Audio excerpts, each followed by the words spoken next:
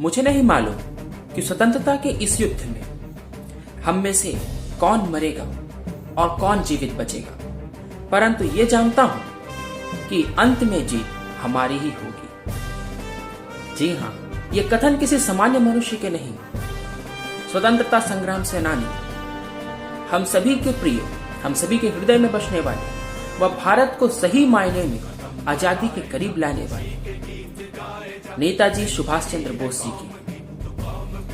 अंग्रेजों का शासन था, किसी भी भारतीय के लिए यह आसान काम नहीं था कि वह आईएएस सिविल सर्विसेज में जा सके, परंतु वो हमारे विद्वान नेताजी सुभाष जी थे जिन्होंने पूरे भारत में चतुर्थ, और भारत ही क्यों, उस वक्त इंग्लैंड भी हमारा हिस्सा था, तो पूरे इंग्लैंड को, पूरे ब्रिटिश शासन में उन्होंने आईएएस के एग्जाम में चतुर्थ स्थान प्राप्त किया। उस वक्त आईएएस की परीक्षा पूरी तरह अंग्रेजी भाषा में ली जाती थी।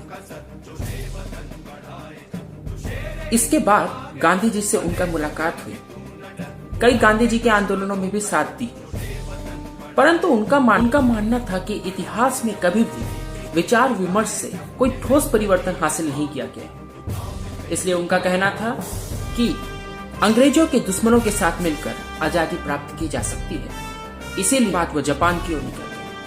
आपको यह जानकर आश्चर्य होगा कि जब वह जापान की ओर निकले तो उन्हें पनडुब्बी से सफर करना था, क्योंकि यह सुभाष जी जापान जा रहे हैं, ये अंग्रेजों से गोपनीय रखनी थी। ये बात पनडुब्बी से जाते वक्त लोगों ने उनसे कहा कि सुभाष जी, आपको मालूम है ना आप क्या कर रहे हैं, इसमें आपके जीवित बचने की उम्मीद सिर्फ 1% की है, सिर्फ 1% की। सुभाष जी ने कहा कि आप तो 100 में से 1% की बात कर रहे हैं ना, यदि 1000 में भी 1% मेरे बचने की उम्मीद होती तो भी मैं जापान जाता हूँ, क्योंकि उन्हें लक्ष्य साफ दिख रहा था कि मुझे भारत को आजाद करने के लिए अपनी खुद की सेना चाहिए, और खुद की सेना भारत में रहते नहीं बन सकती, उसके लिए जापान जाना ही होगा। फिर जापान गए और उन्होंने आजाद हिंद फौज की घोषणा करी, आजाद हिंद फौज के साथ संघर्ष किया और उन्होंने नारा दिया, तुम मुझे खून दो, मैं तुम्हें आजादी दूंगा। इसका अर्थ था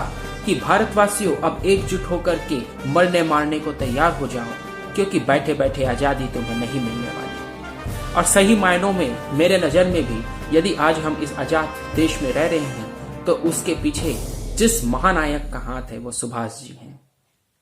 तो आइए आज उनकी जयंती को हर्ष और उल्लास के साथ मनाते हैं। आप सभी को सुभाष जी की जयंती की बहुत बहुत शुभकामनाएं।